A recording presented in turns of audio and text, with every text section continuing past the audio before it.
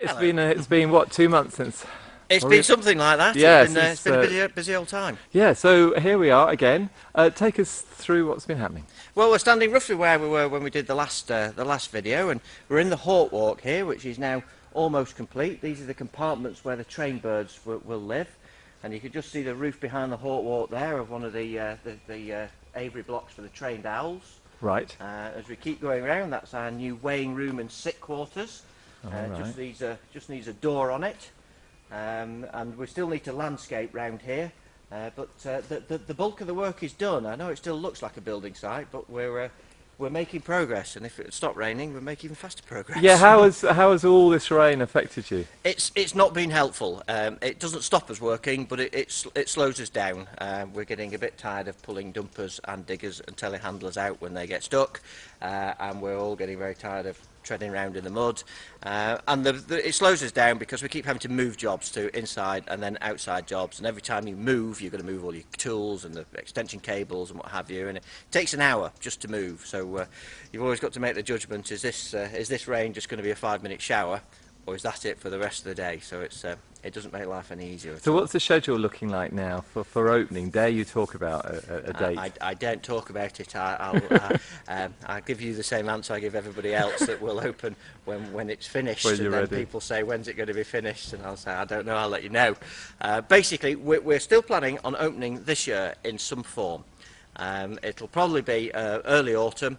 But that's no bad thing. It'll give us a chance to ease ourselves into it. It'll give us a chance to get the birds used to being here. It'll give the trained birds a chance used to flying in the flying ground up here, and then we'll save our big opening for next Easter, when I'm very much hoping that Princess Anne's going to come up and do an official opening for us at some point next year. She was down at the centre down in Newent a couple of months ago, celebrating the 45th anniversary down there, and I asked her if she'd pop up and do it, and she thought that was a rather good idea. So I'm going to hold her to that. Brilliant. Well, that would be quite a coup, wouldn't it? It would. It'd be fantastic. She's been a big supporter of the centre down at Newent for the last 20 years. She first opened an aviary there in 1987, and she's been back regularly since then. I'm just going to put the camera on this mad dog that's just enjoying the mud bath. Enjoying the mud. Definitely. You might not be, but the dog me. is. So what do you think in terms of what birds will be arriving first? Do you think, is there some kind of grand plan? There's a group of burrowing owls and some American kestrels who are probably going to be arriving first. And the reason why they're scheduled to arrive first is they're all youngsters that were bred this year, and we're hoping to have one aviary with American kestrels and burrowing owls in together. They live together in the wild. They're both North American species. Burrowing owls live on the ground, and American kestrels tend to live in trees, and we think it'll make rather a good aviary display. And they're youngsters, so we want to put them all in together so they grow up together, so they get used to being with each other. We're waiting on the mesh for the aviaries, though. The aviaries are built, everything's ready, but there's no mesh on the fronts of them just yet. But I'm hoping that's just a matter of days, and then we'll be ready.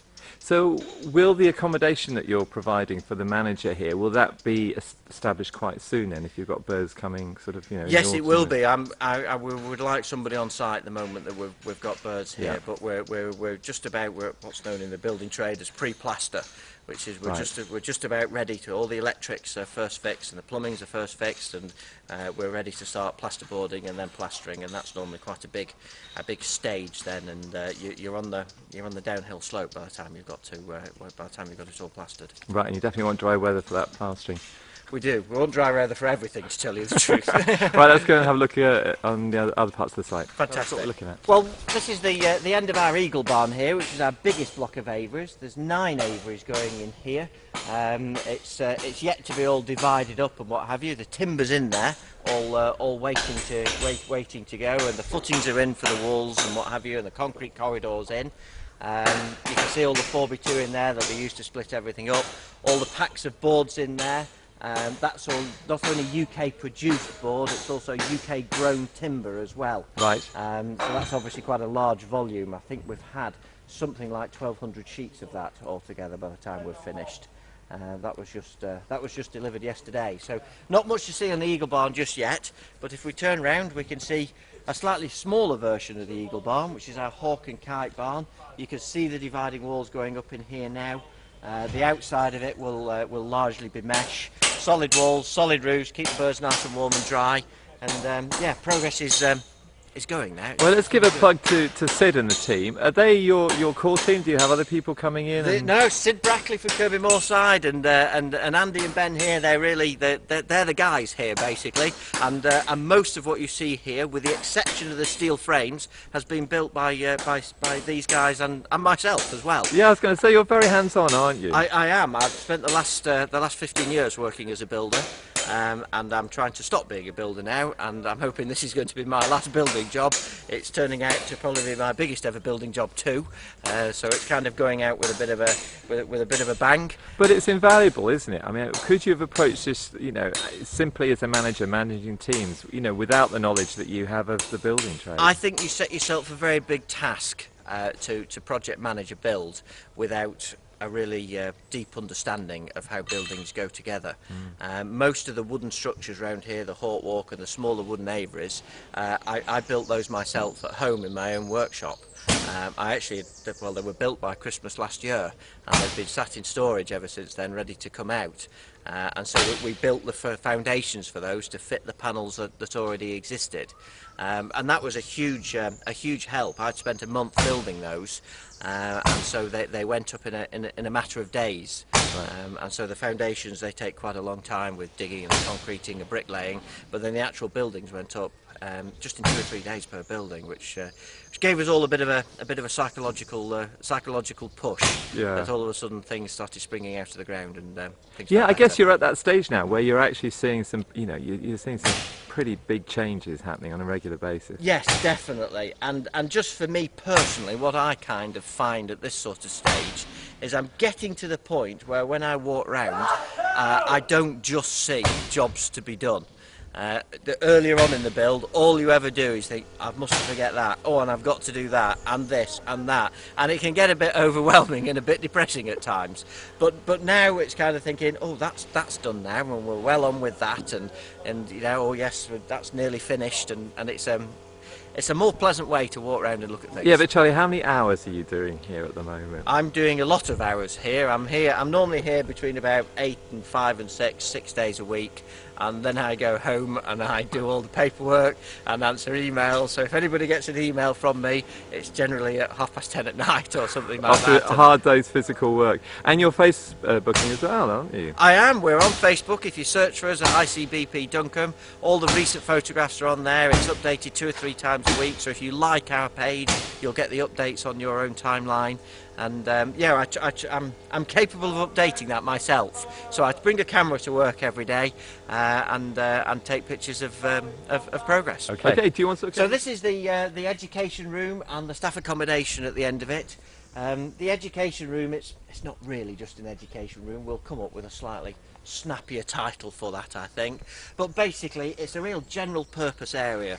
We've got lots of displays that are going up in there, a lot of the stuff, more interpretive stuff that we're doing ourselves. We've got other people who are going to come and do some things in there. The Hawk and Owl Trust are going to do some stuff about their work on the on Filingdales Moor with Merlins, and Natural England want to come and put up some signs about the trees and the beetles and the wildlife found here at Duncombe, and other people as well will also be invited to put up things in there and display them to our visitors. It's also an area where it's big enough to fly a bird inside on wet days, which is most of the time just at the moment, and it's somewhere that we can have our owl evenings and what have you in. So it's a bit of everything. We're still waiting a few bits of trim and gutters and doors and what have you, but we're nearly ready to get plastered and finished off in there. And that building down there? The building down at the bottom, that's our tiny owl block.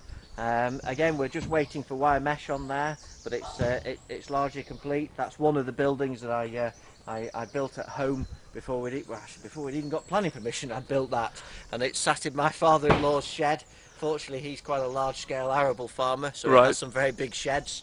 And one of his new sheds I largely filled with all these panels for all these, but it meant that although the footings took quite a while to do, that building down there went up in 4 days.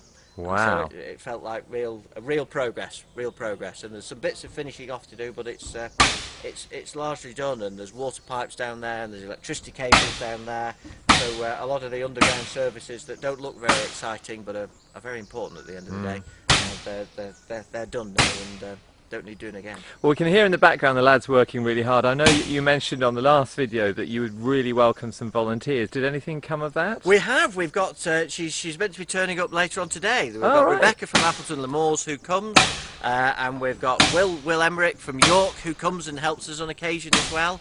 And there's some other people as well who'd like to come and help. It's a little tricky at the moment. We don't have a great deal to offer back. There's no birds on site. Yeah. Basically, you turn up here, you grab a brush and a hammer and a shovel and a wheelbarrow, and you clean up and sweep things and knock nails in and what have you. It's not enormously exciting work, but the people who do come and do it are very much appreciated. Great. Okay, well, we'll certainly give that a plug on the site. Thanks very much, Charlie. We'll come back. When do you think we should come back? In a month? 2 months? Yeah, you come back whenever you want. You're welcome anytime. Thanks, mate. Cheers. Cheers now.